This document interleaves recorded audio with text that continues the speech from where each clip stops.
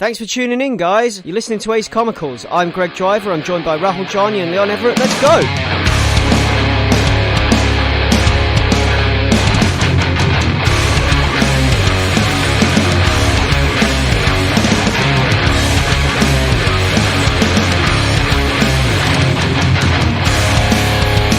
Hello and welcome and Merry Christmas. It is Ace Comicals episode number 78 and I'm back. I think Ray said that I was making adult decisions last time. If you consider adult decisions which side of the room to put your SNES games on, then that's adult decisions. So yeah, there we go. You're a man now. Yeah. I mean, that's stressful. Like, you need to know. Like, you got a new place. You need to know where your stuff is. You can't just put it willy-nilly. Yeah. No, Where did you decide to put all your SNES games?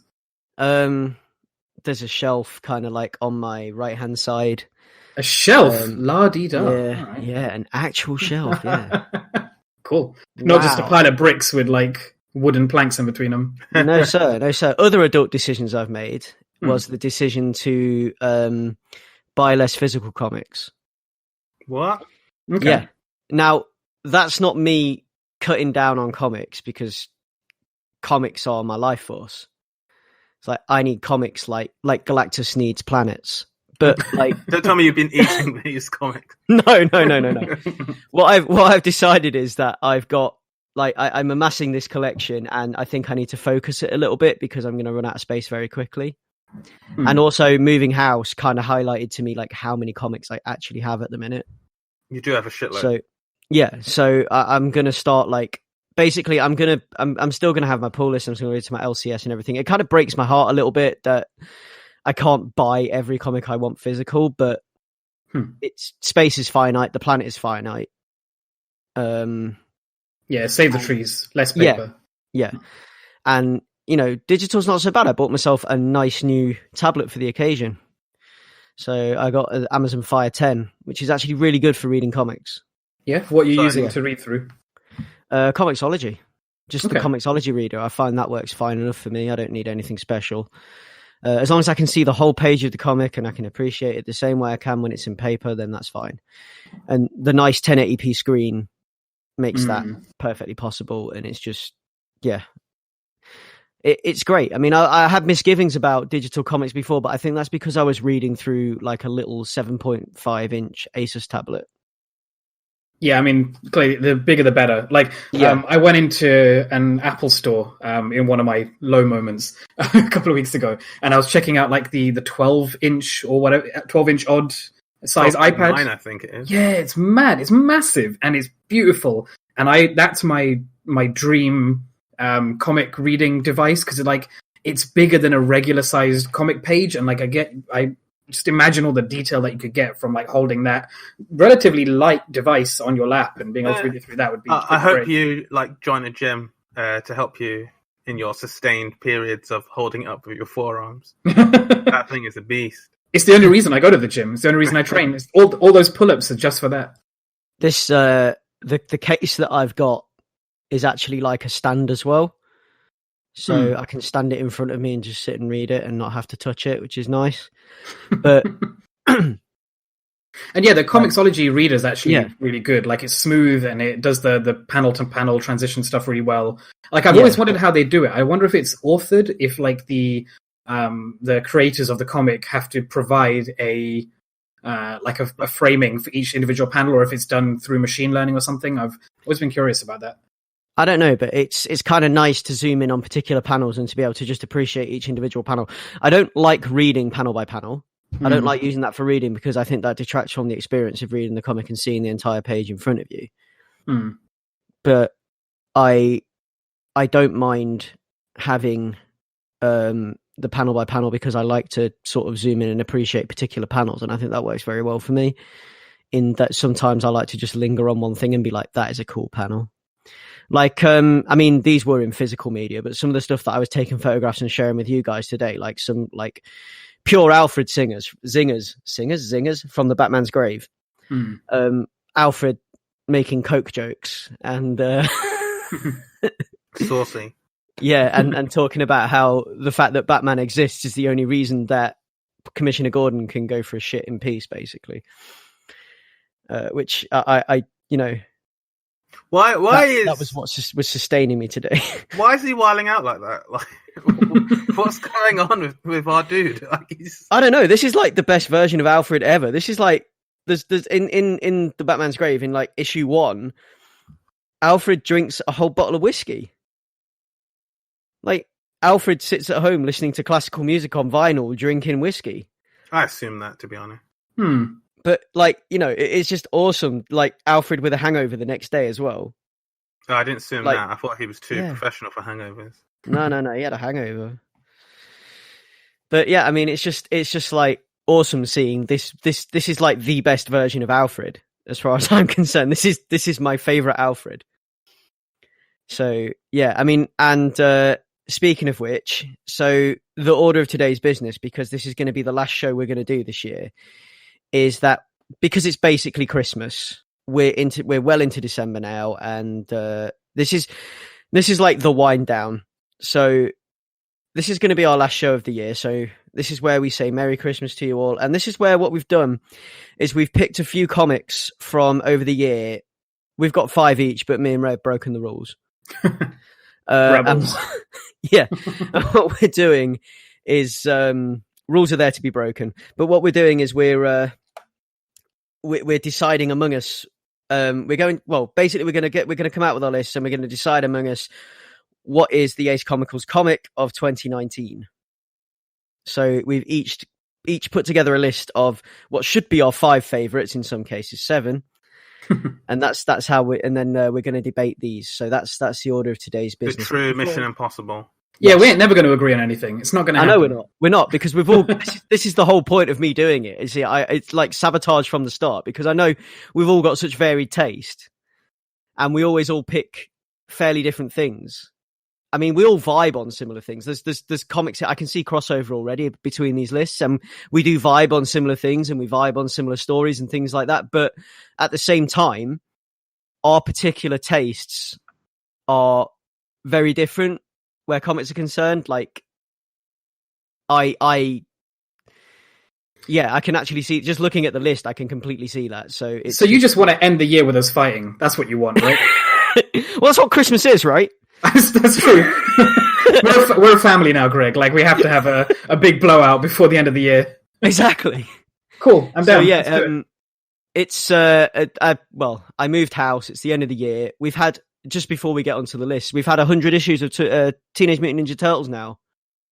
100. So issue 100 dropped, and boy, what a 100th issue that was. It was incredible and beautiful, and I cannot wait for issue 101 with a new writer, new team. So issue 101 is going to be Sophie Campbell. And it's written and drawn by Sophie Campbell. And it's an inciting new era for the TMNT and a perfect jumping on point. There are now 5 Mutant Turtles, with the addition of Jennica wearing yellow. And yeah, it's just it's going to be a great jumping on point and a great way to just like sort of carry on the legacy and whatever. And with Turtles making 100 issues as well, like some of the other stuff that's come out of this, because we have the Toys That Made Us. Have you guys ever seen that documentary on Netflix? No, I haven't yet, but I've been meaning to check it out. Yeah, so I've dipped in and out of it. I watched particular episodes, like mainly nostalgia driven. So I've just been like, I'll watch the Transformers one, I'll watch the Turtles one, but like the Turtles one, which is in the latest season, at the end of that, this like gave me the fuzzies. This was so good to see. But as some of you comics fans may know, Kevin Eastman and Peter Laird haven't always been they started off the best of friends, and then they weren't the best of friends, and they haven't talked for years, or they haven't really gotten on for years at all, haven't really even been in the same room for years, to be honest, or talked for years, like I say. And they brought them together at the end of the Turtles documentary for the Toys That Made Us. They brought Eastman and Laird back together, and it was just nice to see and nice to see them back together and like, you know, to see that happen and to have that happen was just great. To have like the two halves of like the two parents of the Turtles back together, like to see it reunited. being squashed is always nice. Yes. And that made me feel nice inside to see that. And it was, you know, a bit with Turtles to TMNT 100 as well. It's like everything's coming to a, I don't want to say a close because it's not a close, but it's like everything's coming to a point, and it's nice to have everything back together in one. It's like everything's like converging, even in the story. Everything's converging. Everything's coming round. Things are cyclical. Things are, but yeah, it's great. And these two back together means we're getting a project out of them. So in summer 2020, these two are going to be working together once more. In the summer of 2020, they're going to be working on a project called The Last Ronin, which is a TMNT comic, Ninja Turtles The Last Ronin. So they are going to be working on that together, which is going to be really nice to see those two working together once again. And I'm all in for that. So it's been an exciting year for TMNT, and it's an exciting year for TMNT next year as well. And it's just been a big year for comics in general, I think, really, hasn't it, guys? Like, do you feel that? I feel like maybe it's because we've been doing the podcast for a couple of years now, and like I'm less on top of the news like lately. But I felt like I've had to go hunting for the big things. But then also I've pulled away from the Marvel DC stuff this year. So tell me what is it that you like found exciting 80 this year? years of Batman, because they hit 1,000 issues now. Is that right? Detective Comics 1,000. 8 years of Marvel Comics. Mm-hmm. We lost Stan Lee this year. Mm. Was it this year or last year? It was this year. It was last year. Was it? Ditko and Stan Lee was last year. Oh my god! Oh yeah, of course, because it was all the tributes were happening at the tail end of 2018. Because in Into the Spider-Verse, they had the God. This year has felt like forever. Last year. That feels so new still.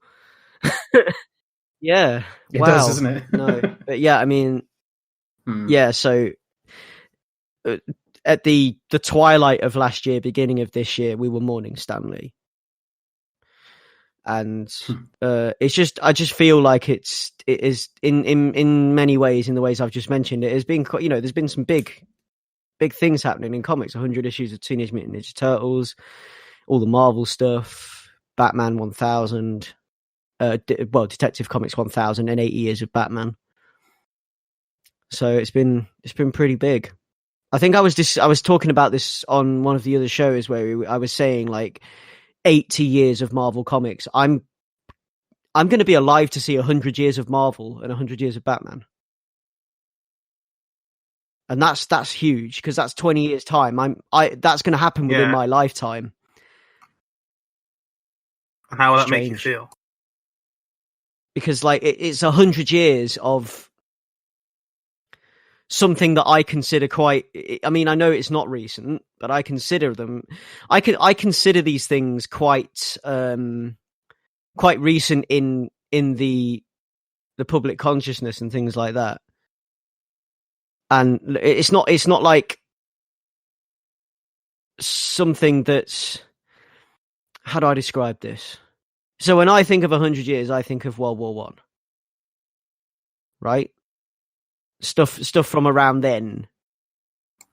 Yeah, well, that's accurate. Yeah, but what I mean is, you understand what I mean. So when that gets to 100, and I start thinking of Marvel being around for 100 years, or Batman having existed for 100 years, like a pop culture construct like that being 100 years old, there isn't an urban myth or something that's passed down in oral tradition. It is a pop culture construct that is printed in magazines. It's something entirely new for something like that to be 100 years old, right? Yeah, it's odd as well, because like cinema is like a few years, when I say a few decades older than say comics in their more popularist form from like the 20s onwards, and it is, or especially from like the 30s, 40s onwards, but it doesn't even feel like they started near the same time. Like, I think one has been like the backbone to a lot of things, but has still remained in its sort of box at various times, and instead has gone out to birth things in other mediums and gone to be successful. Whereas like cinema seemed to grow and grow and grow and grow. Yeah. I don't know. It's just the idea for me is just like, it's like uncharted territory, I guess. Isn't it strange, like thinking about print media in general? Because my first thought when you mentioned 100 years is like Sherlock Holmes, who's been around since I think Sherlock Holmes came out in the 1880s, 1890s. So like only really like 30 years ahead of comic books, and they feel worlds apart. You know what I mean? Like, it's just interesting to think of like the shift in the concept like, of the superhero construct being 100 years old. But like, they don't. I mean, well, yes, they are making Sherlock Holmes stories, but they make them in a different way now. They are still making Sherlock Holmes stories. I was going to say they don't write them anymore, but they do. They make them in a different. Yeah, they just make them in a different way. But also with Sherlock Holmes, it's something interesting where it fell into the public domain,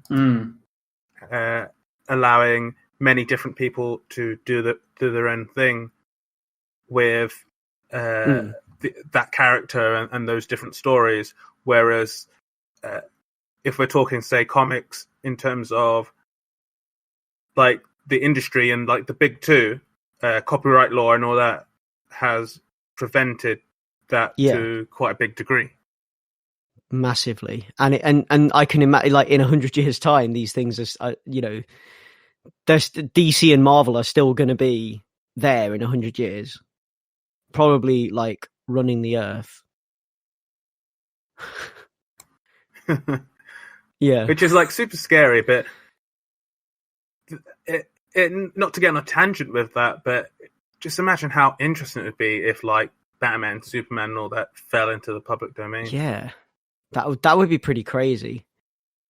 Like, the amount of divergence you'd get and the amount of different things you'd get, like following those concepts and everything else, it'd be pretty nuts. But yeah, tying it back. So overall, you would say that your comic year has been I'd say so. Yeah, fresh? Massively. I've discovered a lot of things this year, comics wise. I've gone and read things I wouldn't ordinarily, you know, read. I've like challenged myself a little bit, I think, with what I've been picking up and reading. I don't know. What about you guys? How do you guys feel about that? Yeah, I would agree. I think as we'll come to later in the episode, my list is in a way me returning to my roots in a way, but taking a lot of left turns to get there and digging into a lot of really cool, fresh, and interesting stories. So, Ray, I mean, how about you? How do you feel like your year in comics, as in, like, not the year in comics, but as in your year in comics in general? Like, how do you feel about your choices and things like that? Well, so I've definitely pulled away from the big two. It looks like because I was going back through and looking at the list of things that I've been reading week on week for the cast, and it seems like I've not read many from Marvel or DC, any of the monthly issues, and I've also not really been reading like quote unquote graphic novels as much this year. It seems I couldn't see many of like individual standalone books that I've read. What I have done, it seems, is I've picked up stuff that is deliberately short run. I've been reading a lot of Vault stuff I've noticed this year, which seems to have taken over the Image stuff that I was reading in the year before. So I guess same but different, really. I've just tried to seek out slightly new and different voices. I can't really find a pattern to what I've been doing, to be honest, in that sort of way. It's just been like, I've bought comics, and I've bought comics I wouldn't normally buy. Just like I've discovered new things, and I'm thankful for that, and I've You know, like I think I've dove a lot more into horror. Like looking at my list as well. I think yeah. And the thing is, we're spoiled for choice these days. Like, I think the fact that we've all kind of diverged away from each other is telling, because we can all find our own thing in this space. I mean, this goes back to what we were saying in the first episode of this podcast, first episode we ever recorded. There's something for everyone where comics are concerned, and comics are for everyone. And I think these lists show that. Because we're three very different people, I think. Well, we like similar things. We enjoy the same kinds of things, but I think where our tastes are concerned for stories, we're quite different people. And I think these lists are going to show that, and they're going to show that there is something for everyone in comics, I think. So should we crack on and just start calling out our lists and see what's made it onto the list? Yeah, so who should we start with? Let's do it. I mean, I'm going to follow your lead here. Let's do this. Who should we start? Should we start with Ray? Yep. Can do. Okay, fine. Leon, you seem enthusiastic. Did you want to dive into? Well, are we doing one title at a time, or just saying our whole list? Well, I was thinking we would my plan was that we were going to say, okay, my list is this, and this, and then we will discuss that person's list, and we'll do it that way. Okay. Yep. Okay, if you want to. Right, so... Okay, so if I'm just, rattling off titles, I've got These Savage Shores, I've got Die, I've got Resonant, I've got Paradox Girl, and I've got Clue Candlestick. Those are the ones that I think are unique to my list, and then I've also written down Everything and Crowded, which I know at least one of those is on either one of your lists. This is what I was talking about at the beginning of the episode when I said 5, but there's 7. But yeah, that's how I'm going to get around I've the 5 done it too. 7 rules. Okay. So my list for my top comics of 2019, I've got The Plot, Everything, Assassin Nation, Count Crowley. That's Count Crowley, Reluctant Midnight Monster Hunter. The Batman's Grave, Basketful of Heads, and Murder Falcon. Now, Murder Falcon's cheating a little bit because that crosses over from 2018. Technically, it's not a 2019 comic. But the finale was in 2019, and the finale was amazing. So, yeah, it's the same rules for me and These Savage Shores, where it started in 2018, but it ended in October 2019, I believe. So I'm counting it as this year. Yeah, that's completely fair, guys. I think you guys having more than 5 is a cheat, but I think counting comics that came out this year is fully above board. Okay, so my list is compiled of things where I not only did I really enjoy them, but also they're a thing that I want to shed a bit more light on as well. And the two sort of work hand in hand, but then I've got things that I deliberately didn't put on my list, but they're on you guys' list. So when we get to talking about them, I also have stuff to input about. But of my main list, I have When I Arrive at the Castle, Crowded, I moved to Los Angeles to work in animation, Bottom Feeders, and Waves. Okay, so... Yeah. Sorry, can I just chime in? So what you're saying is... So what Leon was saying is he's given his 5 unique, but he's making himself sound better than us because he's reserving the other ones that go over the 5 because we're going to talk about them, and then you're just going to chime in. Add them to your list, coward. But I can only fit 5 in my list. Those are the rules. You bastard. Pretending to play by the rules. That's even worse. Yeah, that was a surprise until now as well. They're not even on your. They're not even written down on your shared document. I came up with the rule of 5, and then Ray flaunted that completely. You broke your own thing. I mean, to be fair, I didn't know there was a rule of 5 anyway. I just had 7. So I was very clear in WhatsApp, and it even says on the run sheet. So the idea is we do our top 5 rundown from this year, right? Oh, it does say it says that in bold as well. Yep. So I broke the rule because you broke the rule. Yes, Mum, if Ray told me to jump into a fire, I would. Cool. That's good to know. So yeah, so that's everyone's lists. So where do we start with this? Let the Thunderdome commence. I want to know what Leon's secret crossovers are now. So do you want to start with those? Okay. Part of the reason why these are secret crossovers is for some of them I've only read like 2 or 3 issues, blah blah blah. But Die, that would have been on my list, but I haven't read all of it so far. But Die, Ronin Island, really enjoyed that. House of X and Powers of X. Everything. So I've only read 3 issues of that, but Everything. And then, like, shout out to the issues that came out in 2019 for Bitterroot and Blackbird that I read. See, I could have had Hox and Pox on my list as well, but I decided to omit those because I thought 7 was too many. I mean, actually, Die is one of my, like, for the same reasons as you, Leon. I've only actually read, I think, 5, maybe 6 of the 10 that are currently out, but I've enjoyed what I've read so far, and I'm pretty invested in that story that I'm going to carry on. So that's why. A couple of mine. Currently, there's only 3 issues of The Batman's Grave, and there's only 4 issues of Everything in existence. So, like, just for an example, I mean, the plot is a fairly recent one as well. I think there's only 3 issues of that. So I you know, fairly recent things that I like new and shiny stuff. I'm like a magpie. I think I'm the opposite. I think I have a reverse recency bias that sometimes hurts newer things. Yeah, I don't like to have the knee jerk and be like, "Oh, this thing I just read is the best thing ever." I need it to percolate and earn its place.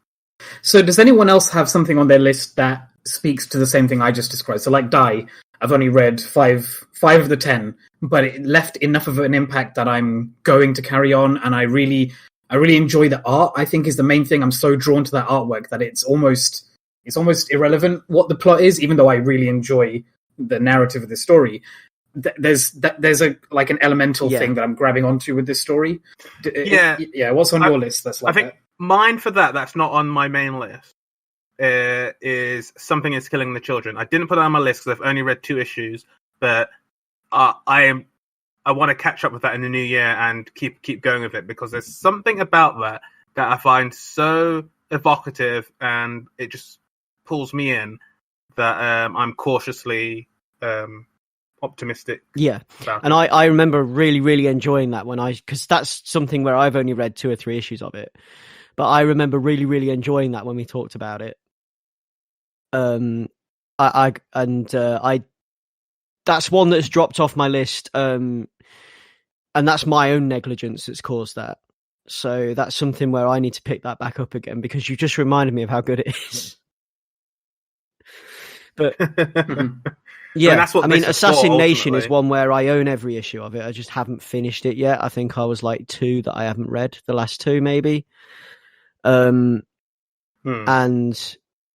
yeah, the others are all fairly recent, apart from Murder Falcon, which is complete, and I've read all of that because I really, really, really loved Murder Falcon. But yeah, I mean, like, yeah. So someone going to go through their list, and then they get to so I'll start. So I'll begin. start with my list. These are in no particular order. First of all, they're all like, I don't have a number 1 per se. These are just the ones I really liked from this year. And I'll start with Assassin Nation because I mean, if you remember back to our previous review of this book, I was really enthusiastic about this. I think, like, if you listen back to me talking about Assassin Nation, if you look for the episode where we discussed Assassin Nation, I think it's episode 58. I am like, it's like I've sunk like 8 coffees before I came online to talk about it. That's how enthusiastic I was about this book. And because it is so bright and it's so it was just so much fun to read. It was just an absolute joy. It had this like real good comedy edge, and just the whole world in the pages of this comic is just something that's just so far removed from the real world. This world populated purely by assassins that admire each other's work. And have like this kind of like ranking between them for like the contract killers and everything else, and they all know each other, and it's just like a strange insular world that exists alongside our own, if you understand. And it's strange to step into that and to be stood in the corner while these guys are kind of like schmoozing, because that's a portion of the story takes place, where they all meet up in kind of like a big hall, and it's kind of like a party or whatever. They've all been brought together by this one guy who's hired all of them. And it's like they're all schmoozing and discussing with each other and having a drink, and like it's like you're stood in the corner or walking around the room on the outside of all these conversations and interactions, which is kind of cool. And it's just it just that moment there had it for me. And also like some of the onomatopoeia in there in this book is absolutely fantastic. I think we named the particular episode where we talk about assassination, I think was named after the onomatopoeia. It's tromed and scanned. Yeah, so scanners and getting scanners, then getting tromed. Which, like, I was just like all for that kind. I'm all for that kind of stuff. That kind of like high level, high energy, hyper stuff. Like, yeah, because the way you described it in the episode, it sounded like one of those books where, like, to relate it to music, every note you're hearing is fully working for you. You love what the final piece is, but you also love all the individual notes that you're hearing, or every individual instrument that's playing. It's just a gorgeous, gorgeous comic, and it's just so satisfying to read. And it's like my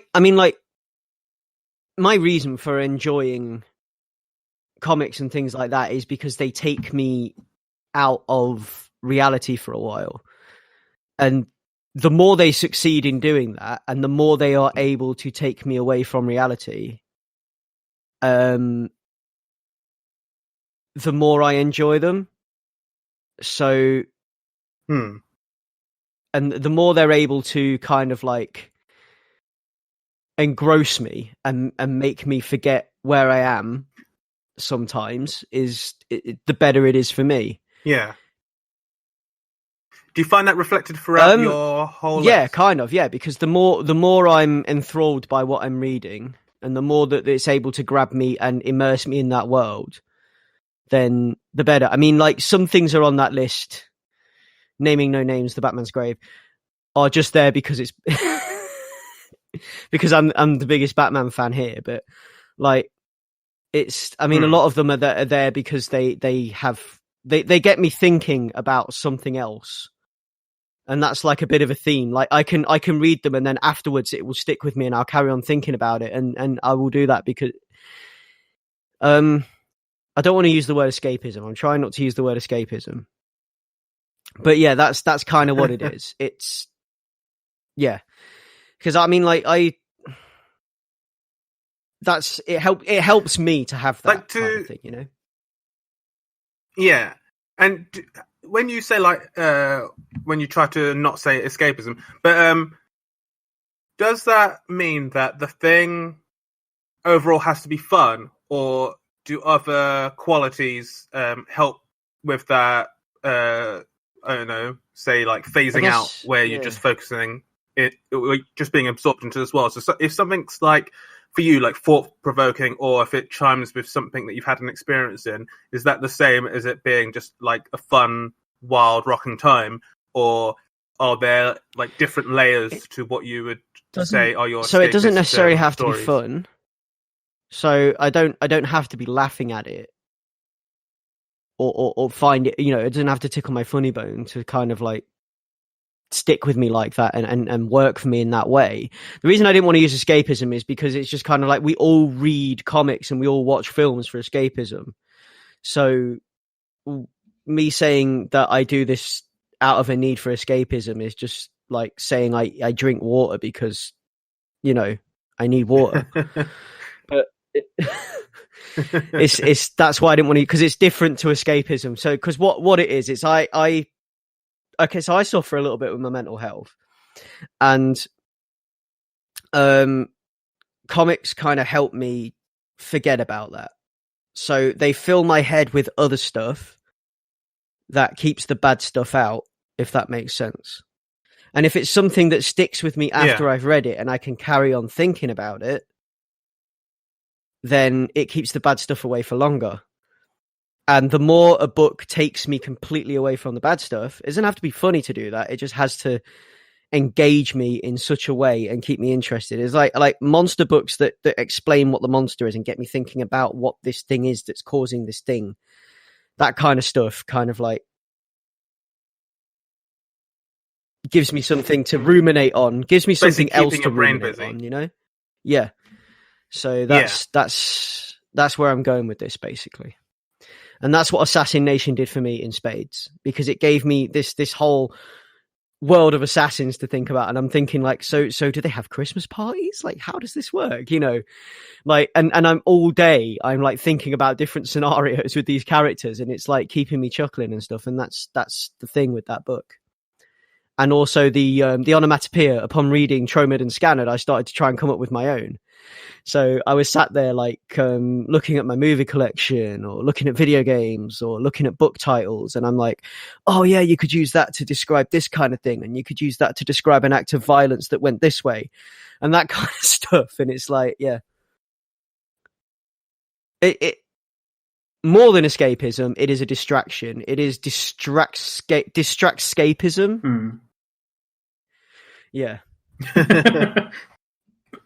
Yeah. Can I push back on the escapism thing? And I'm going to point to you here, Leon, because I don't actually have anything on my list which is like this, but it seems like on Leon's list, you've got more stuff that's a bit more instructional or autobiographical and not necessarily escapist fiction.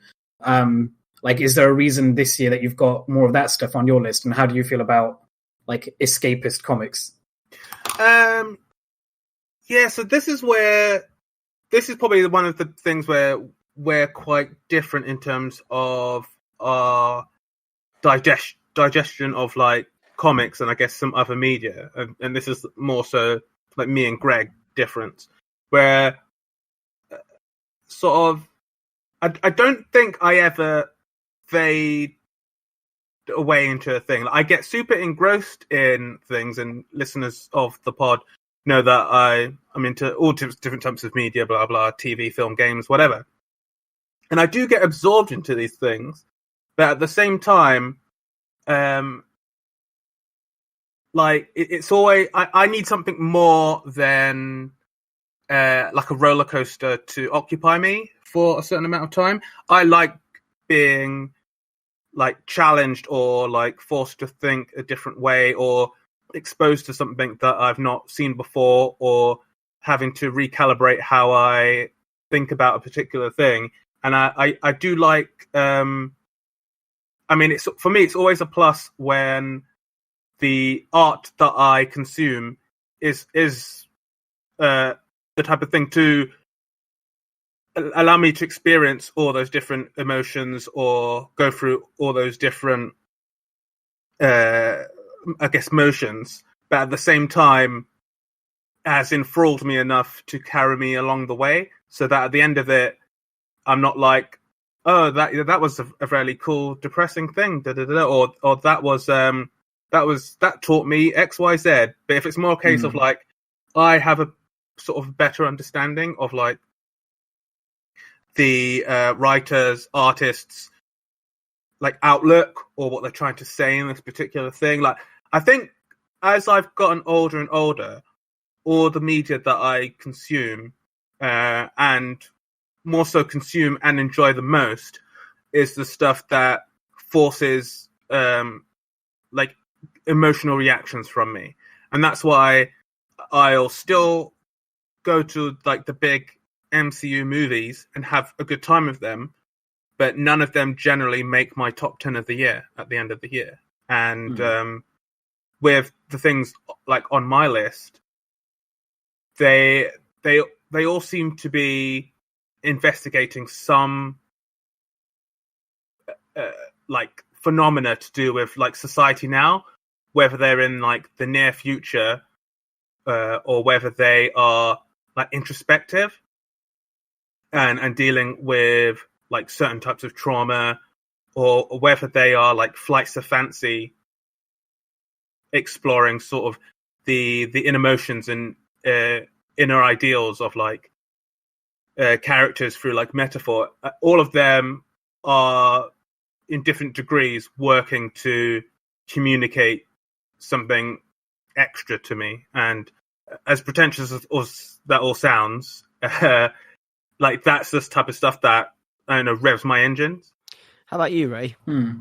Well, like, to follow on from that, I feel like we, all three of us, have diverged. Like I was saying earlier, we've all found different things this year. So like this, like what Leon was saying about exposure to new modes of thinking, I don't think I've been seeking that out this year from comics, specifically from comics, because I think in other mediums I have gone looking for that slightly more instructional storytelling. But I think compared to, say, last year or maybe the year before, I was deliberately seeking out like empathetic works, things that I could like, I think in the opposite direction from you, Greg, where you are seeking out distractions from everyday life or distractions from your current modes of thought. I think last year I was seeking out stuff which would like corroborate that and maybe help me, I don't know, deal with it through connection, or deal with whatever I was going through by seeking out that same type of story or that same sort of, I don't know, whatever level of depression I was trying to deal with at the time. And I feel like this year I haven't needed that for whatever reason. And I think I've just gone seeking out fun, short or like challenging stories. Because I think, for example, Clue Candlestick is like a puzzle. It's basically a puzzle book in comic book form. And that's what I feel like I wanted to engage with stuff in that way this year. Stuff that I could like dive into, pick apart, like maybe deconstruct, or like read into the way that I used to read into stuff when I was in school or college and I was learning about the fundamentals of storytelling and things like that. And I feel like that's where I've changed this year. Because I was talking about Assassination, so if I move on to the next one on my list, I had Count Crowley. Count Crowley. Yeah, Count Which Crowley, is a very recent Reluctant pick, Midnight right? Monster Like Hunter. But I feel like this embodies the spirit of everything I love about autumn. You know, with Halloween and Halloween being my ultimate thing to like my ultimate distraction is Halloween, I guess, if you want to put it that way, because it just, I can get into like the spooky stuff and, you know, like just lose myself in that. And this just embodies all of that. And it was everything I love about horror and old horror comics, and a celebration of just all the stuff that I find joy in at that time of year. And I think it does it really, really well. And I really, really vibed on this book. Like, this book just has me in some kind of like rear naked choke or whatever. Like, when I'm reading it, it's like I love this story so much. I love the characters. I love the idea behind it. I love the way it works. I love the artwork in it. Just like the concept of it. Just the concept of it itself. This reporter who is like angry and just fed up, and then ends up getting a job as a horror host on the local TV station. And, you know, that for her is like bottom of the barrel. But for me, that's like, I'm like looking at this thinking, like, purely unable to understand why she hates that job so much, because it's something I'd love to do. So it's just and yeah, it just, I just really enjoy that story. It's great. And the fact that she's now found, like, as the issues have progressed, as the story has progressed, she has found herself in this situation where she seems to be following in the footsteps of other monster hunters. So, like, the previous Count Crowley and the Count Crowley before him are all were monster hunters, and then now she's taken up the mantle of Count Crowley because the other one went missing and they needed someone to fill in, and she got fired from her job as a news reporter. It seems like she has inadvertently become the new Count Crowley monster hunter, So yeah, it's fun, loads and loads of fun. Is this another one that has you sort of putting filling in the pieces of the background and sort of getting your mind buzzing? Yeah, because I'm like hungering for like, I want stories about the other Count Crowley now. I want to know where all this began. Like, you know, how did the Count Crowley before the Count Crowley, how did that Count Crowley become a monster hunter? You know, that kind of stuff. And I'm just like thinking about like, how far back does this go? Is it going to do this like weird Marvel thing where we've got Count Crowley stretching back to ancient Egyptian times or what? You know, it's just like that. Like, I think I really like when things do that. I always think it's a good example of like effective like world building, but with more show not tell. So it allows the reader it gives the reader just enough to set your brain going. I'm like, what is the bigger universe? That's the stuff I love, like? And that's why, you know, I like having that stuff painted out in front of me.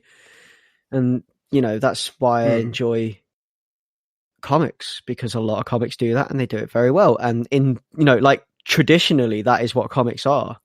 Like traditional Marvel and DC comics are that kind of storytelling where they paint you a universe and they have a whole mythology behind it and everything else. And it's like reading Greek myths and things like that. It's everything fits into everything else.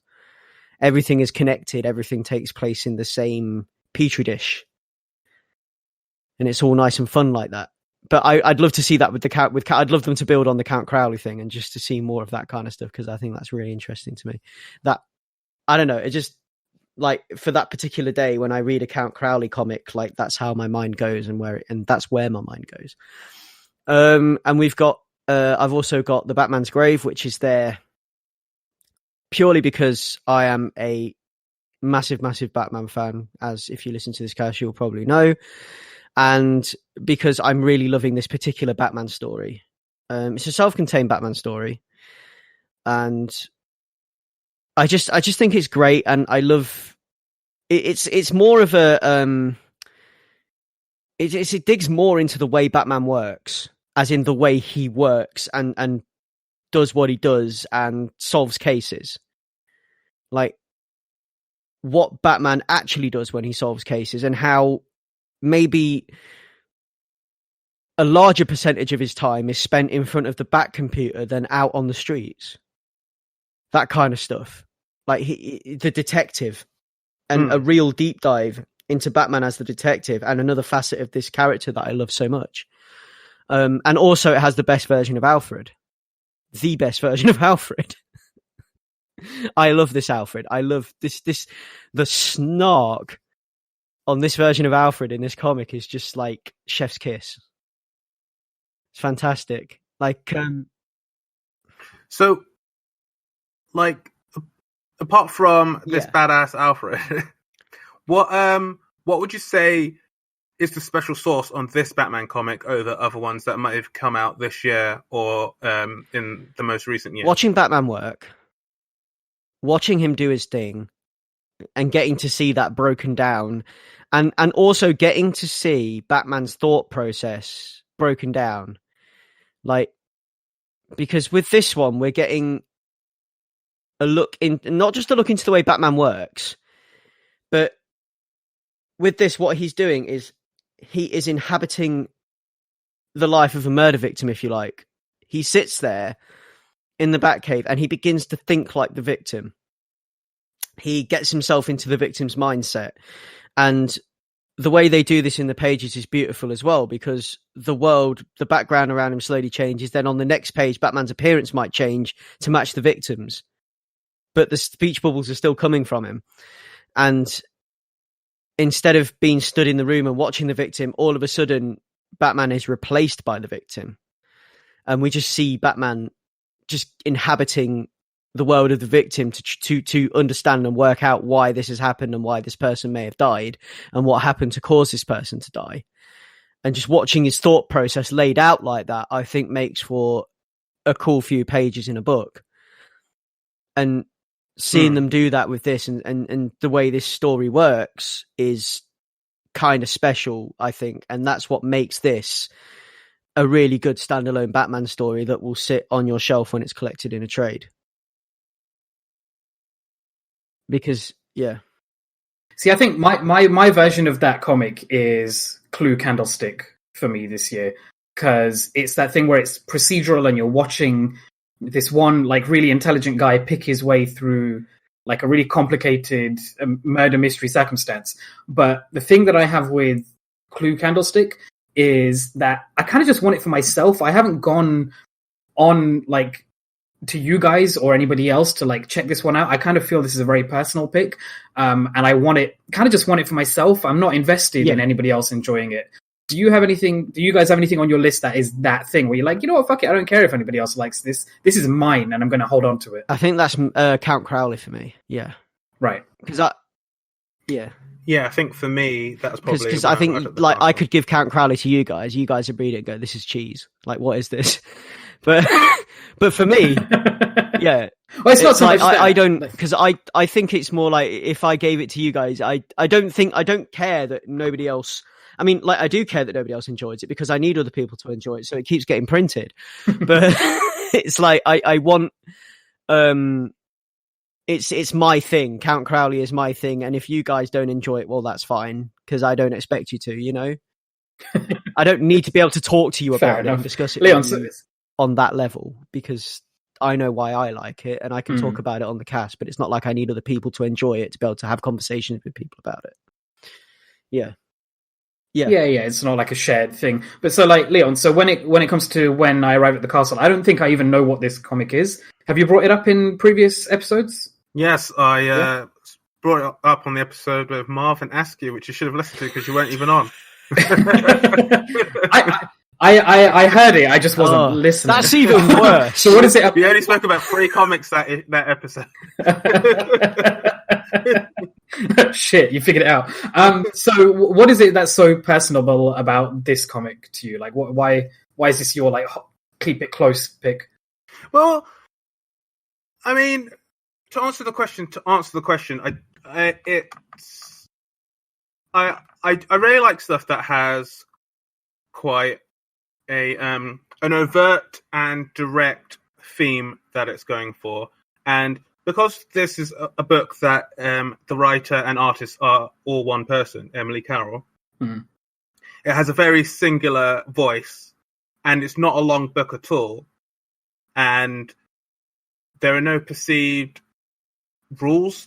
It's more a visual poem in a way, which again, like I've had X-Men on my other list, guys. Like I'm not some pretentious douchebag. It's just some of these things hit a bit different, and to talk about them in greater detail, I have to engage my inner art douchebag. But I think what it is, I like stuff, whether it's like hard sci-fi or whatever, that has like created this whole big universe and has all these different like 1,000-year histories, and if the characters are cool and the worlds are cool, or like I'm in and like parcel out the information, have a mystery, blah blah. But sometimes I just want like a less than 100-page book of just cool art, especially where the colors are mainly black, white, and red, and it touches on like Faustian, like a deal with the devil type bargains, but also there is a horrible inevitability to the whole book, and just going through that, and with like the beautiful artwork and the beautiful words, and I know that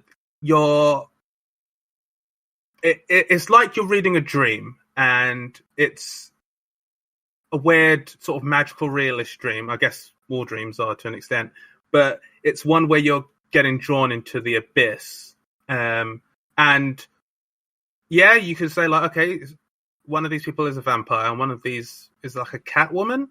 Okay. But it's more like flavor onto the story that you're getting. And I think as you're pulled in more and more, it's a thing that speaks to me being taken on a ride. So, like, say for instance, my favorite movie of 2014 was like Under the Skin, which is a movie. I don't want to explain what it is, but it's got ScarJo and going around Scotland, picking up dudes, and lots of weird stuff happens to it. And like, that's a movie where I just don't expect other people to like it, because it's asking a lot of the audience, especially the audience who are watching some of the other movies that Scarlett Johansson is starring in. It's like, it's asking a lot. But if something's asking a lot but being interesting and doing some cool thematic stuff, then I'm easier to be like, oh yeah, I'll take this gamble, I'll take this risk, I'll jump in sight unseen. This is a physical book that I bought off Amazon, and even if I hated it, hated the story, I think I would have enjoyed it just looking through the pictures. But because it all worked for me, but it's all quite simple, but saying more than it's actually saying, I really gravitate to stuff like that. But I don't expect anyone else to. And I mean, to a greater degree, when I speak about stuff like as a whole on this very podcast, it's more for me to work out my feelings on a particular thing that I've read. And if it sounds good to people listening, including you two or any guests, that they check it out as well. But I would be perfectly happy if everybody hated all my picks all the time. Well, I think I'm with you there on I think to boil it down, and I hate using this terms a lot, but this kind of avant-garde, maybe unconventional presentation storytelling. I think this book, I'm looking through it now, and I do remember checking it out when you talked about it on the podcast, actually. This is right up my alley, and I think my pick of Clue Candlestick is for very similar reasons, although it kind of meets halfway. I think it's halfway between a conventional story and an unconventional presentation. And I think to give my brief blurb and cap it off for my question here was the thing that this comic does is it gives constant revelations in a comic that goes out of its way to be chaotically neutral in its presentation, and by which I mean that the flatness of its art betrays an intricacy in its plotting and actually the details that are hidden in plain sight. And that's one of those reasons where it gelled with me. It really resonated with me while I was reading it, to the point that I don't know if I could easily recommend it, because you have to be in that frame of mind. You have to be open to accepting this abstracted type of storytelling in what's normally a quite structured genre type of story, because it's a parlor murder mystery type. And I get where you're coming from when it comes to was it When I Arrived at the Castle. But you have successfully convinced me to check it out, I think, based on this conversation, more than the one that you had a chat with Askew. Instead of saying boil it down, you could just say to make a reduction. If you really wanted to be pretentious and chefy. Making jam over here. What are we doing? What's the word for a sauce that you reduce down? There's a term for that, or is it just reduction? I think it's called a reduction, right? A jus. Just say gravy, isn't it? It's gravy. A comic jus. You took the word. Yeah. I was going to use the word jus. Speaking of gravy, I'm going to talk about something that has absolutely nothing to do with gravy now, and I'm going to mention everything. You can buy gravy at a shop, probably buy a giant supermarket. But... So yeah. Why have I? No, I bet you the everything superstore from this comic would have fresh gravy, where you squeeze a cow and it just comes out, like when you squeeze a gravy fountain. That's the kind of gravy you'd get. Any cow gravy? You don't want it. Nobody wants anything from just put a Yorkshire pudding on a stick and just like fondue. Yeah. Like the chocolate fountains. I don't like the idea of running liquid that it's going to go into my mouth being exposed to the elements and other people. So no, I would not drink from the gravy fountain. Wouldn't you dip a Yorkshire pudding in it? if it was a like a hermetically sealed have, like, instead of gravy fountain and only strawberries, for like you'd have a chocolate fountain, you could have like Yorkshire puddings and roast potatoes. And you could just like No, I get it, but I was like trying to explain my point there. If it was hermetically sealed and only me and my friends and family had access to it, and like everyone used a new fork every time they got a new Yorkshire pudding or sausage or whatever, fine, but like not for the public, not a fucking like the supermarket that like the megaplex that you see in Stranger Things season 3. If that giant fountain had gravy in it, no, I wouldn't partake. Imagine turning on your shower in the morning and gravy coming out instead of water. What is this northern nightmare that we're falling into? Greg's new house had a bullion cube in the shower head. Oh, don't! That's a wicked prank.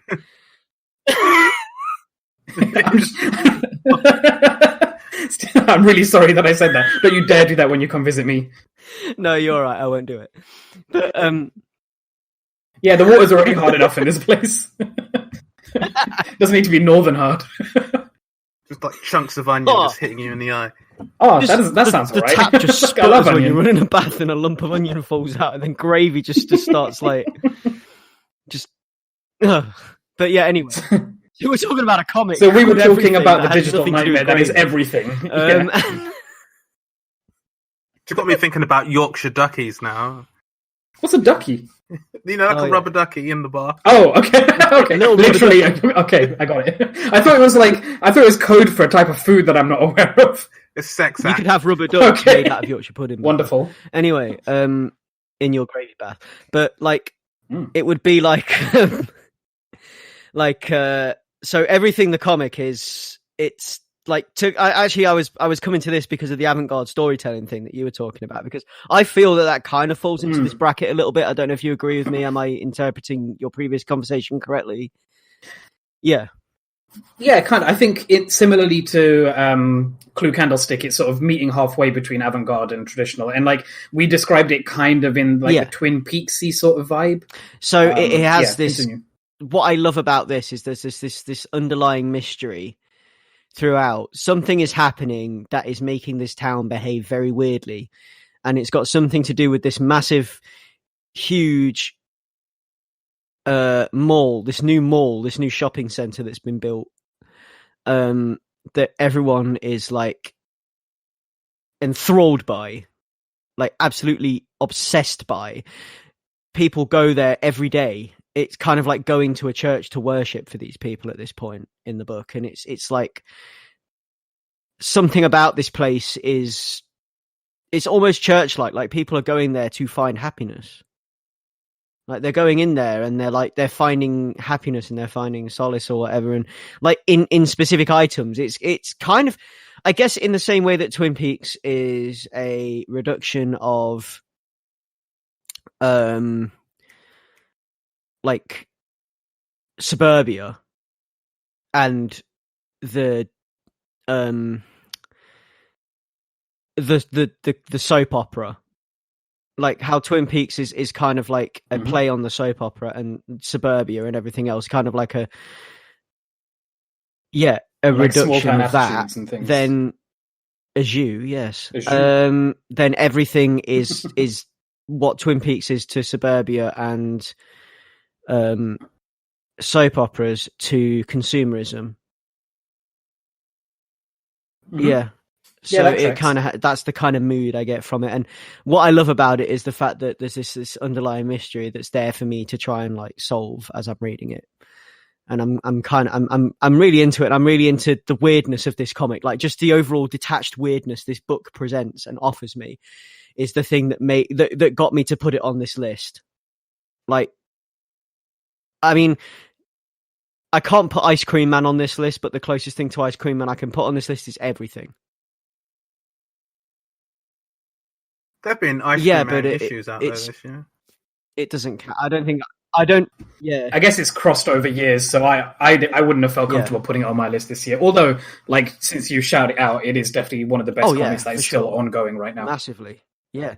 I think it would win if it was on either of our lists. But Everything is on there, and Everything is. I love it just as much as I love Ice Cream Man. I love it for similar reasons and also very different reasons. Because it is as much as it is similar in tone and in the way that it kind of tells the story. It's also very different. Yes, it's haunting. It is yeah. an unnerving book. But I like that's what I like about it. Like, and I like its comments definitely. on consumerism and everything else, and that's what it. It has the same attitude I do, if you get me. So yeah, it's my thing. And also on my list, the last three, I have The Plot, which was the horror book launched by Vault this year. I read the 10-page preview of it, and then I read the full book and reviewed it. So you go back to our previous episode and you can listen to both of those reviews. And I just think it's a brilliant example of a horror comic. Again, with all the reverence for the classics and at the same time being entirely fresh and new. And it just has like shades of the Haunting of Hill House. That was the Netflix show, right? I did get the title correctly. Yeah, has shades of that going on with it, which always makes for, like, the way that there's a formula for a really good. There's a proven. I can't get my words out. There's a proven formula for good ghost stories, and I think The Plot plays to that and does that very well. It takes that formula and it adds its own special little touches to it, the same way your grandmother might slightly change and alter a recipe and make it better. That's what The Plot does.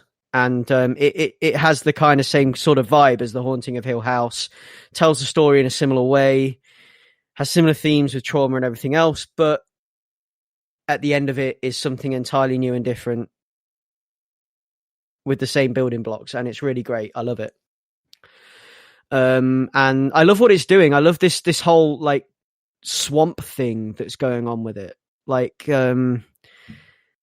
whatever it is tied to the grounds that the house is built on. It's tied to the swamp, and the swamp is sentient, or the swamp is inhabited by the ghosts. I haven't quite worked out what was going on there yet, but 3 issues in, and it has everything you love. It really does. And there's some really, really, really fantastic sequences in it. And there's a really fantastic sequence to end, I think it's issue 3, where they're listening to some audio recordings that were found in the basement of the house. And yeah, it is such a fantastic scene. I recommend that you guys catch up and read it, because there's only 3 issues so far, and you need to see what goes on here on this. I'm not going to spoil it, but you need to see this last sequence, because it's just such a classical set of events that you would see in a horror movie, but having it presented on a comic book page brings something else to it, and makes it feel different. And you see that event, you see that happen in a different way, and it just hits you in a different way. And there's just something altogether more gorgeous about seeing it on the page. And do you think that is down to what we've spoke about several times on this podcast before, about the sort of time causality of different panels and how it can change our comprehension, but also like spatial awareness, because it puts you in the way it puts you in the moment with them, where instead of experiencing something in sequence, I mean, you are experiencing it in sequence, but you can look at the page and you can experience the whole thing at once. And although it is something that does only work in sequence for, I guess it is something that is only supposed to work in sequence, but like, for the fact that you can experience it all at once, it puts you in the moment, and it actually gives you the kind of like, you can feel your chest getting tighter with it, and you can feel like the holy fuck kind of thing when it happens. So yeah. Yeah, I'm always seeking out that kind of experience. It's hard to find. So, check it out. It's great. I think on me. And so there was The Plot. There was Basketful of Heads, which is another recent comic, which is the Joe Hill comics. Hill House Comics, which I mean, we've got this, and we've got the Dollhouse family so far, and both of those have been absolutely class. But Basketful of Heads took the spot on my list from the Dollhouse family purely for the fact that it felt very lock and key in places. Mind you, Dollhouse family feels very lock and key as well, but this is like lock and key for different reasons, and it has like this. I think it's the kind of like the Norse connection with this, because I want to know more about the axe that takes heads and keeps them living. And again, in this, there's some fantastic sequences and some great kind of like things that you would associate with classic horror movies and classic slasher movies. But again, seeing them in comic book form just brings something entirely different to it. And I love this book, and the artwork in it's gorgeous as well, and just the suspense throughout, especially in issue 2. Like, issue 2 is really hardcore for suspense and everything else, and it just really kind of like the beats it hits and the way it goes, it's kind of punch after punch after punch, and it's just great in that way, in how it gets in your head. And yeah, again, the running theme here, something for me to think about. Like with The Plot, I'm thinking about the swamp. With this, I'm thinking about how does that axe work? So yeah, and then I've also got Murder Falcon, which was the last one on my list, which is the one that's kind of, I felt like I was kind of cheating, but not, because it ran from 2018 to 2019. But that makes it onto the list because it shares a lot in common with me musically. And this is like the heavy metal connection, me being a thrash metal fan, heavy metal fan. You know, I love hearing guitars, good shredding. I love hearing people shred on guitars. Like, that's my thing. That's what I wake up to every morning. That's what I breathe on the way to work. That's what I breathe on the way home from work. And it sustains me. Metal sustains me. And having a story about how metal can help you and how metal can, because I've experienced in a way, to a lesser extent in this book, because the events in this book, it's not like equating my depression to the depression that's been on kind of like the depression that and what we are shown in this book is just two entirely different things. But like, depression is still depression, I guess. And like having a story about like how metal can be uplifting and how metal can help you and how metal can bring you out of these dark times and things like that, and the power of metal music to give you strength and to push you through. Like, having a story about that for me was really, really nice and heartwarming, and like touched me right inside my little chest where my heart is. So yeah. Anything that kind of pays respect to the things that you love without being like patronizing, I think there's always value to that as well. So that's my definitely. list. I think, Ray, you've got a couple more to reel off. Okay, yeah. Let me rattle off a few that I've got. So one that I've talked about, I've pontificated enough recently about how much I've enjoyed Resonant, which is the new Vault book, or relatively new Vault book by David Andry, Alejandra Aragon, Jason Werdy, and Darren Bennett. I love the color work. I love that it's a post-apocalyptic story that's set in like a verdant future, or whatever you want to call it, like a verdant post-apocalypse. I really enjoy that, like how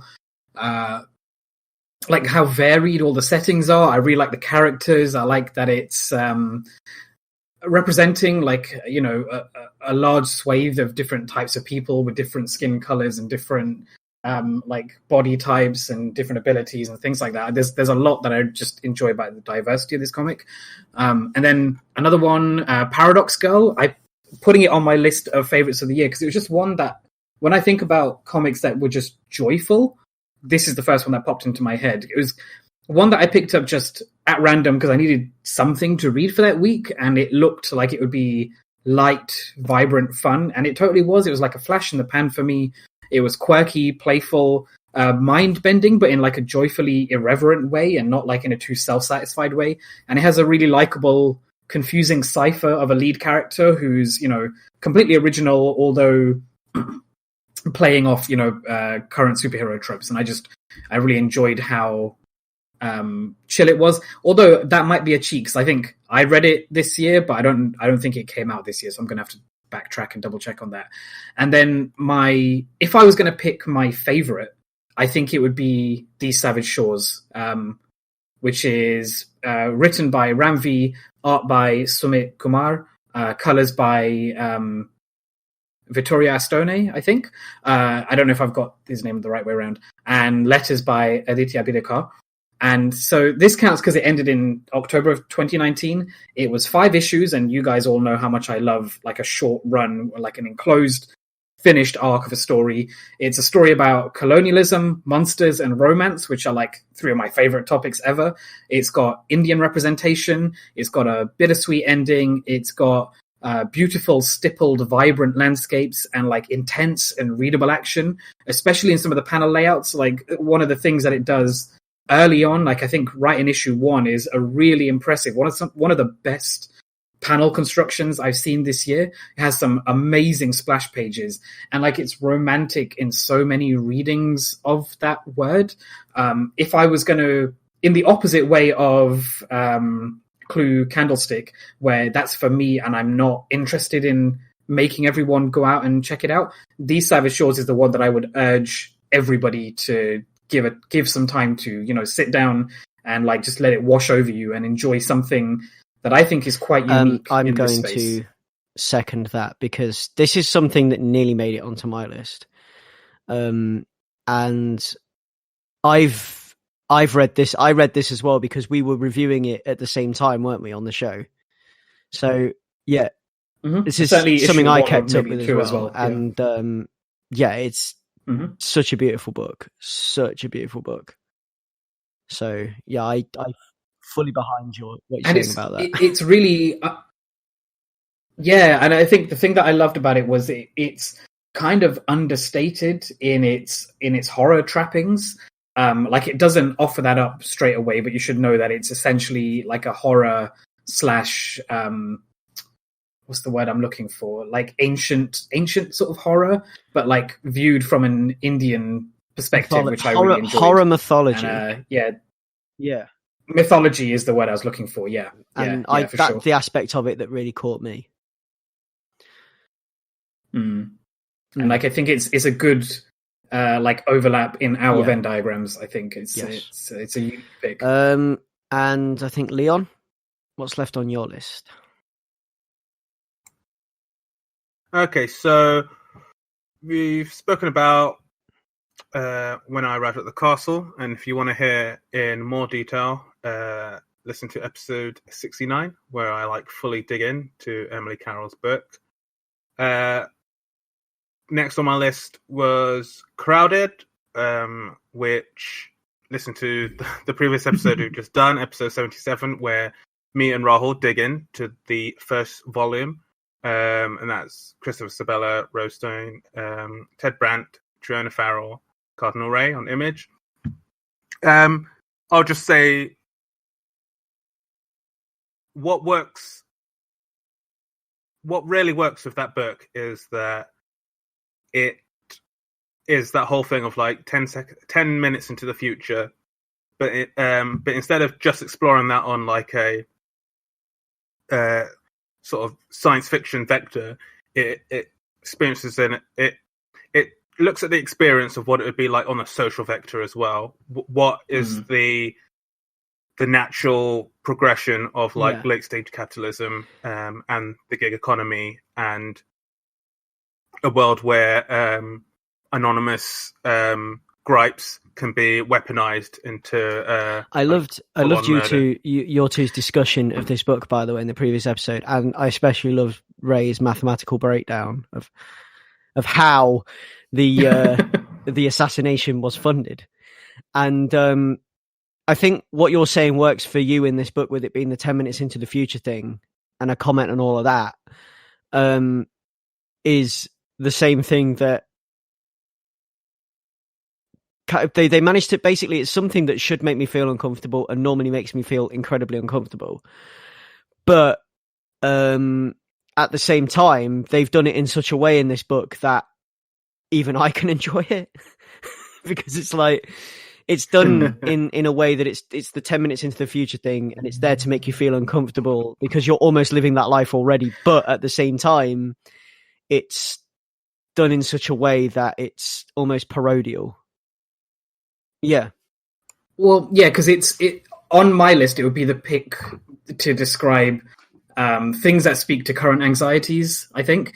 But it does it in a way that's so, like, fun. That's a very basic word to use to describe that book. But, like, it's, yeah, current anxieties, but, like, injecting a sense of, like, energy and fun into it. And so it's not just feeding you the harshest, most depressing viewpoint on the things that are happening 10 minutes right now.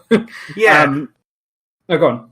I was going to say, because in a similar vein to Number One of a Bullet, which we spoke about last year, I believe, it's a similar type of topic, a similar type of sort of time period, like Black Mirror-ish, like what's just over the horizon. And that had like a funky, like, sort of kick to it. But I think this one just has that oomph. It has a lot of fun energy, as you're saying, fun. It has a lot of energy behind it, which it makes the more paranoia elements of it and the more big data aspects of it, more of the, like, milieu of the universe you're in, rather it being like, now this is at the end of the day, the cell phone was the bad guy, which is never really the thing, but it's what things like Black Mirror always get accused of. But what this is, it's this cool jaunt with these two mismatched odd couple characters having to traverse this really awkward and holistic odyssey, trying to survive in this world where this tech I've just makes made all a of this connection stuff possible. between Crowded and Die Hard 4. Oh no! Why would you invoke Die Hard 4? Crowded is Die Hard 4, but good. I was gonna say, like, the thing that Crowded does is it injects. You could say that it's like injecting chunks of fun onion into the gravy fountain of tech paranoia. That's how I describe it. Like, you can't just have the gravy. You can't just imagine have having a bowl of Funyuns like some cereal and then just pouring gravy over it. That sounds fun to me. That's Crowded. That's Crowded. I don't sanction you guys. What is wrong with me? Why am I on this gravy kick today? Because it's so close to Christmas, you're just salivating at that turkey. Gravy on the brain. You guys put this in my head, all right? Gravy on brains. Yeah. That is Crowded. Yeah, Crowded's fantastic. It's got nothing to do with gravy, by the way. Put that on the cover of Volume 2.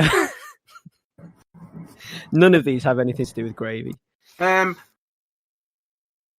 unfortunately. But I don't know, maybe we're setting a trend for next year.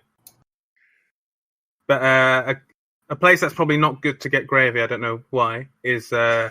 And it's also a tough place to work in animation, as Natalie Nurigat displays to us very visually and eloquently in her book, I Moved to Los Angeles to Work in Animation, which is a boombox book. And this is on my list. It's weird because I tried to get my hands on more, say, non-fiction stuff, especially in the comic book space. And every year the icons go by, I look at that category and I'm like, why am I not reading more of this? Why I barely ever see this stuff on the shelf. And one week while I was looking for like 2019 books, I think we were like in the middle of the year. It was about July or late June, and I was looking for some like what have been the good sort of like just contained 2019 books so far. And I came across this book, and it's pretty much an autobiographical like instructional telling of like what it takes to like what Niragat's journey has been from going from a cartoonist into joining the animation industry, and all the different things that she had to consider, and all the weird and say harsh challenges that come with trying to get into an industry that is highly sought after, that even if you've got all the talent and the drive, there are so many forces, capitalism being one, that will just be in your way before you can get your dream job. And then even once you get the dream job, it's not a dream. That there are so many just harsh elements, even when you're doing your like perfect job. And obviously it's an autobiography that is done in comic book form, and the way how it's presented isn't just a case of like, okay, here's some words and here's the pictures I've drawn for them. But I do feel that it effectively uses the form to make the whole thing not just more digestible, but she's able to play with visuals and display things in a manner that I think just reading it off the page is not the same. And it manages to be like an enjoyable read, but it's one that makes you just think a lot about like the creative industries and just all the various obstacles that people, even self-admitted people who have more privilege than other people, like the uphill they have to crawl to get in. And it makes you wonder like what it's like on a whole. And it looks very good. I especially love like the coloring in this book as well. And it was one that I know it stuck with me for the rest of the year. And obviously it's a complete graphic novel, inverted commas, that it's one that I find easy to recommend. And I think it's just interesting to get that insight, because it's a book that will age like next year or like the year after. Like she names specific companies, like it's very of the minute, like of now. And I quite love that it's not super generalized in that way, and that it is very specific. And I think it being so specific helps it like read to someone like me who is nowhere near any of that and has like a passing interest into how all of that works. So I think, yeah,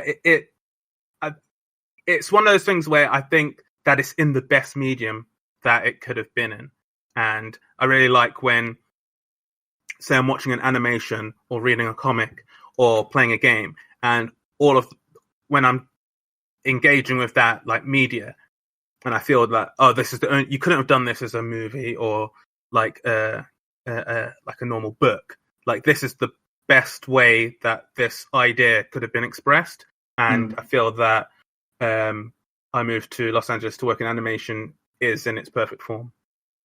I get the sense that this is the kind of like not story, but like because it's autobiographical, it's the kind of thing that you would normally find in a Twitter thread, for example. Like, yeah, if I was seeking out this kind of story, this kind of experience, this, you know, the trials and hardships of getting into this industry, it's the thing I would find in Twitter. But it's what appeals to me is exactly what you said, the idea that it's telling this very personalized sequence of events through its best medium and using it to its strengths to tell something autobiographical. And like I while you were explaining all that, I was thinking of like blog posts or Tumblr.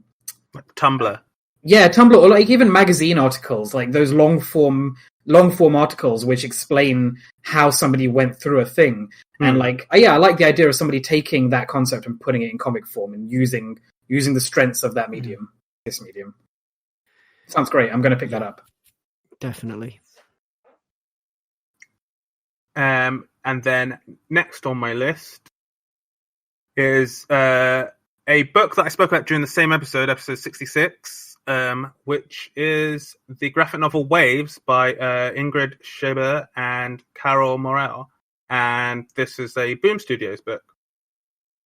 And this is not an escapism book. I'll say that right now. Like, it's not really a spoiler to say that this is also another. It's not autobiographical, but the writer's own experiences are presented like in the book, and they were the jumping off point of why she decided to write this. And it's basically about a couple, specifically a woman who has a miscarriage, like late in a later term pregnancy, and it's about the fallout from that on like every plane, like emotional, relationship wise, and just life wise in general. And I know you're thinking straight up like, wow, what a bummer book. And it is, but it's not just a documentary. It's a very like metaphorical book that takes flights of fancy, because what it is really is someone internally trying to deal with everything and dealing with a world that now the colors are slightly different for them now. And it's one of those things, again, I was saying about my whole list in general, where like this is one where it's like voices, in this case, two voices that are working in harmony to tell this direct story. And like, despite the subject matter being like super brutal, it is in ways quite an uplifting story. And it's another one of those examples of something that, I don't know, you look at the world a bit differently. Like, I've obviously never been personally in this situation, but I know people who have, and it's refreshing to see like a story like this told in the way that it's told in this book, and just how the writing and the art like inform each other to like such a delicate balance, such a delicate dance. It's a word that I use a lot on this podcast, but this is like super capitally evocative and like romantic in a way, like not capital R. That I know it's an experience to read. Like it's a thing that you often say, Rahul, like sometimes you like to pour over images and have them wash over you. And in this one, this book is kind of written in that way in some ways, because at times it's not heavy on dialogue, and it a lot of the weight of the storytelling happens in the images, and you can just sort of dissolve into the book's LCL fluid and just become one with it, and then emerge on the other side. And it's a book that I found at the same time that I was looking. I moved to Los Angeles to work in animation, and they both hit me with a 1-2, but in very different ways. They were doing different things to comics I'd been reading this year up at that time, and they were like for lack of a better word, refreshing, and they're like books that have stuck with me, like for the rest of the year. And yeah, despite the brutal subject matter, I would recommend it. I have a confession to make about this book in that I do own it, and I've been afraid to start reading it actually because I feel like it's going to hit a little too close to home for circumstances that I've been through in my life. And what I'm afraid of is that I'm going to learn something about how to be empathetic towards somebody in this situation that I didn't have the experience or empathy for historically. And I kind of wish I could go back to that time and understand better. I feel like if I'd have, it seems like the kind of book that it would have been perfect for me at that time. And I feel like it's going to break me if I read this. I mean, it's going to, whenever I get around to it, I feel like that's what's going to happen. Yeah, I mean, it's one of those things where I would not twist your arm to read it, but I think if you read it, definitely have a really like comforting chaser afterwards. Something like a comfort blanket thing that is just gonna. It's one of those things where if I read it, I'd have to go straight on to watch something light and like really light and really entertaining afterwards, like a cartoon or something, just to kind of like, because from the sounds of it, it's not the kind of thing that, I mean, it's like, I guess, I mean, I do own books that are like this in tone, I guess. I mean, Mouse is that kind of story where it's based on truth and it's horrible, but at the same time,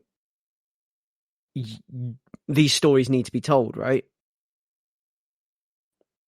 Yeah, and like a thing that I often come back to if I end up in a situation where I'd like recommend like this type of thing is that it's hard to talk about it without being honest about what it does, but also accurately conveying like what I think its output really is on someone. But that varies from person to person. So like I would never like twist someone's arm to put themselves through a ringer, but at the same time, I don't think the book is like the ringer that it probably sounds like in the vague ways that I had to speak about it on this episode and the previous episode.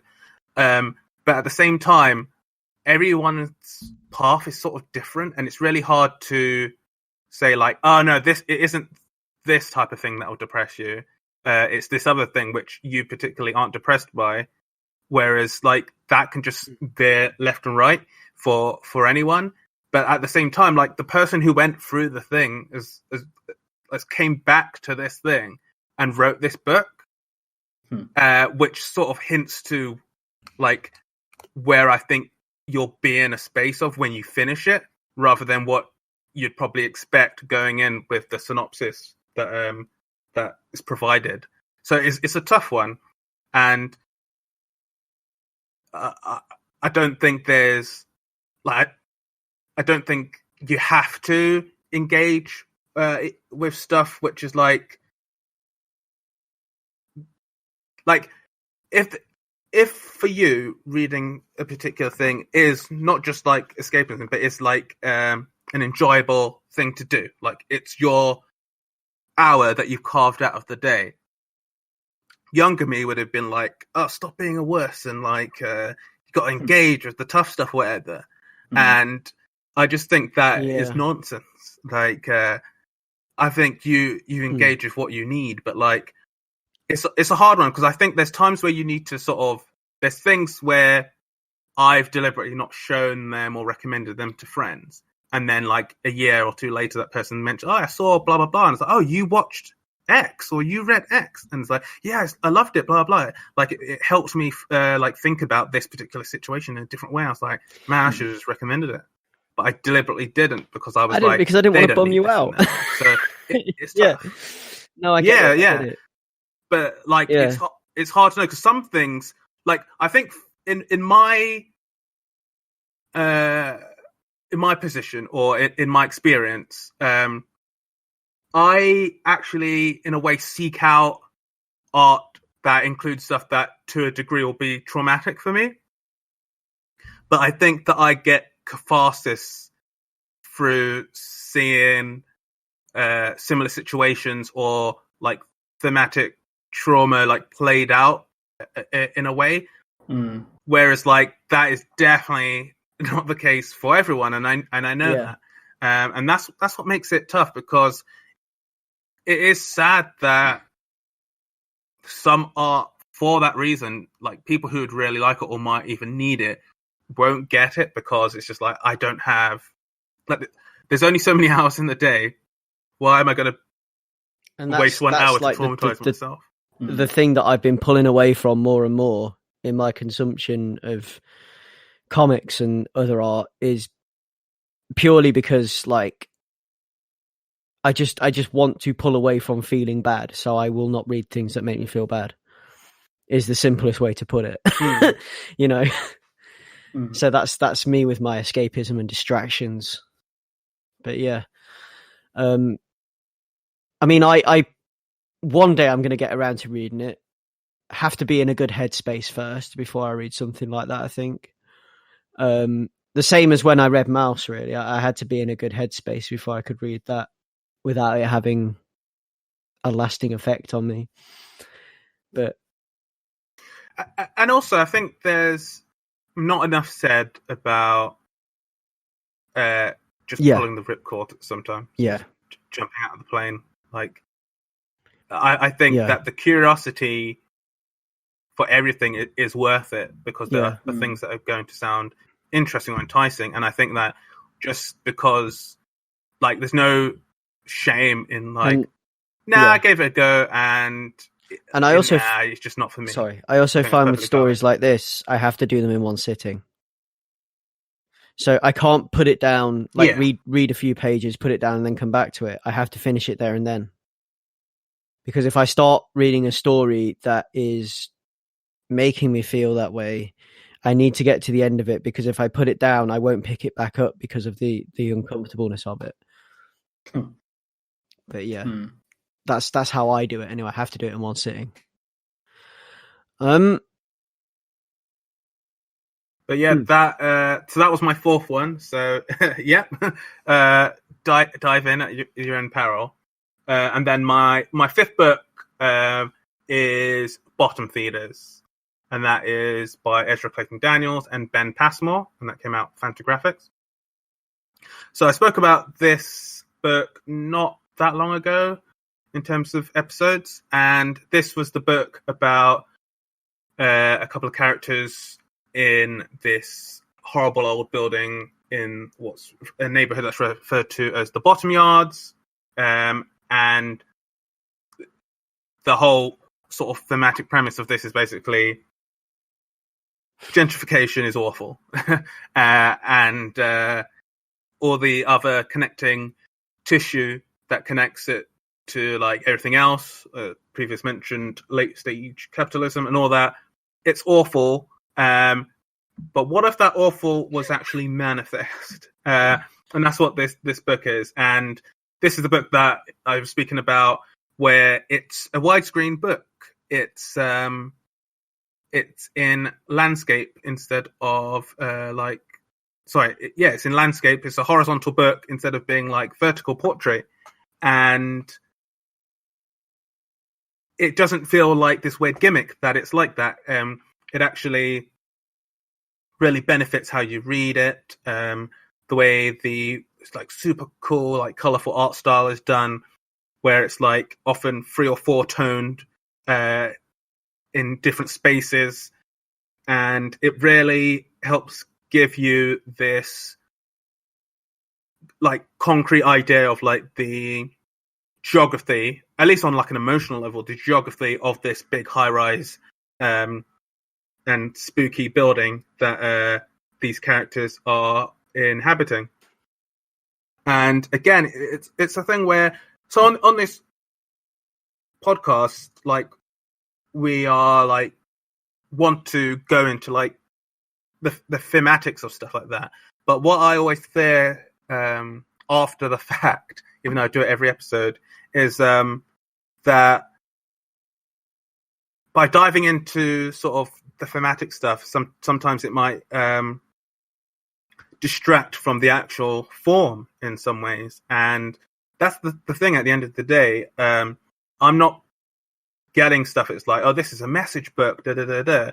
I got this because I love Ben Passmore's previous stuff, and I've heard good things about Daniel's work, and the book looked cool. Like, this is the last... actually, every book on my list, apart from Crowded, which I got on Comixology, I all got physical off Amazon.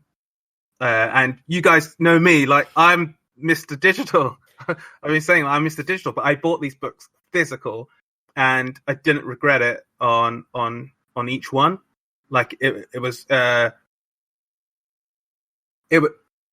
all these books, the tactile nature of the book and how the art is presented and all that is like made the reading process more enjoyable, and especially in the case of bottom feeders. And like, this is a book that I would just say buy blind and jump in, because it's really quirky. It has this like sort of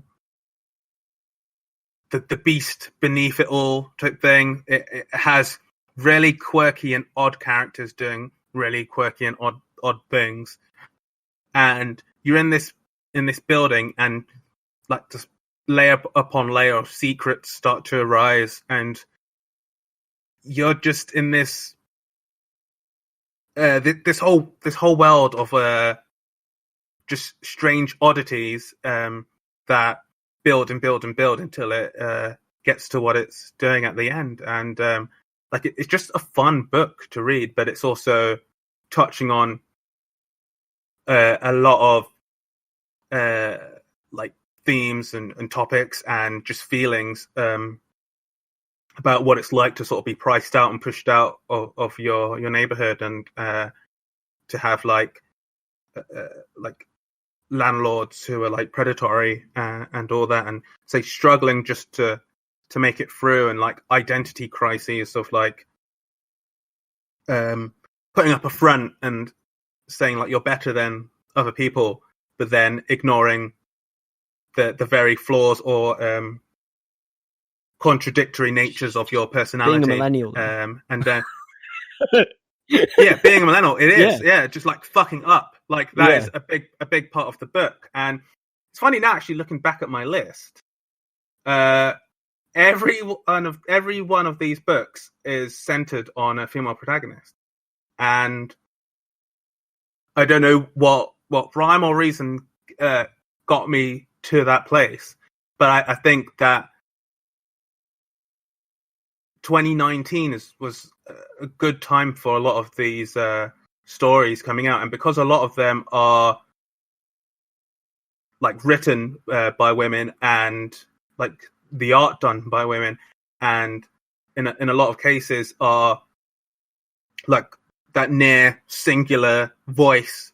I think the stories are quite authentic and like real feeling, and for like me, who's been like a comic book fan for like decades, there was times where if you asked me to name female authors or artists, I would have got to like the big names, but then I would have like been pausing for a blank. So I think it shows like a strength of like the medium, that we're getting a lot of unedited like stories that are tackling things in ways that were in the past handled pretty badly by the largely male from editor down hierarchy. So for whatever that means, it's reflected in my list. So that is everyone's lists concluded. Is that right? Yes. Yeah. So I think it's time that we chose the Ace Comicals comic of 2019. How are we going to do this? we can't really have a voting. I think at best you can pick like your favorite from your list and then push them together, because these lists aren't ranked, which is how you'd make that process even easier. And then there's not much overlap between these lists, which would make that process even more easier. So there's two levels where we've made it harder. So at the very least, you'd be able to pick. So this is so difficult. This is why I didn't rank them, because I was trying not to do this. But now I've got to pick a favorite from my list. So my top comic of 2019 from my list. Your number one with a bullet. This is really difficult. This is so difficult. I'm going to say everything. I'm going to go with everything. So your whole list? No. The comic everything. Everything is my favorite comic of this year. Off my list. Rolf said D Savage Shores. Yeah, I did say D Savage Shores, yeah. And mine is Bottom Feeders. So we were going to... I was going to try and get you all to whittle it down to one, but my plan has just completely fallen by the wayside and been eaten by rabid badgers or something, because, like, first of all, I said five comics until I don't think we need to feel beholden. And now I wanted us to be able to come to the conclusion of one comic that would define 2019 for Ace Comicals, and we've not been able to do that. But at least we've got one each that defines all of our taste, which I think is the moral of the story, because we're all so different and we all enjoy different stories. So I guess we couldn't ever agree on what would be the one comic that defined 2019 for Ace Comicals because of our diverging tastes. So there you have it. That's the three comics that define 2019 for Ace Comicals. So that was everything. That was mine. Ray, you had These Savage Shores, and Leon, you picked Bottom Feeders, was it? Yes. Bottom Feeders. So there we go. That has been Ace Comicals for 2019, because this was our final show, and there's going to be no pull list at the end of this one. Instead, what I'm going to do is I'm going to tell you to all have a Merry Christmas. Please enjoy Christmas and New Year. Enjoy it with family. Look after yourself over this time. It's basically Christmas already. It's that time of year when we, exchange gifts and gather together to celebrate Christmas. Lest we forget the true meaning of Christmas, which is that Christmas is a celebration of the heroic acts of a New York cop in an LA skyscraper full of hostages and German bad guys. So there we go. So Merry Christmas, everyone. That's Ace Comicals over and out for 2019. You can join us again in 2020 when we're back in January. And you can find us at www.acecomicals.com, where you can find all the different ways that you can listen to us. You can find us on Apple Podcasts, Castbox, Castro, Overcast, Pocket Cast, Spotify, Stitcher, and TuneIn. You can find us on Facebook under Ace Comicals. You can find us on Twitter at Ace Comicals. We are on Instagram under Ace Comicals. You can find me on Twitter under @Batto. That's BATTOU.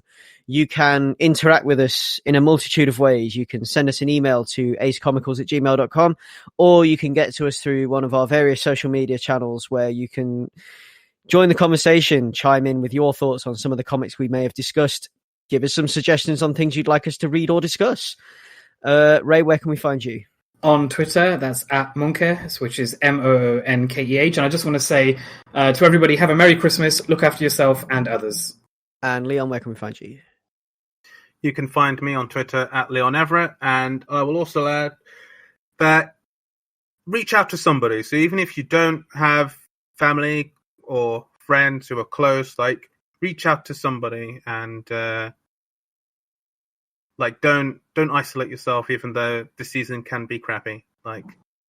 Take what you need from it, and you don't necessarily have to enjoy yourself, but don't find that you need to isolate yourself.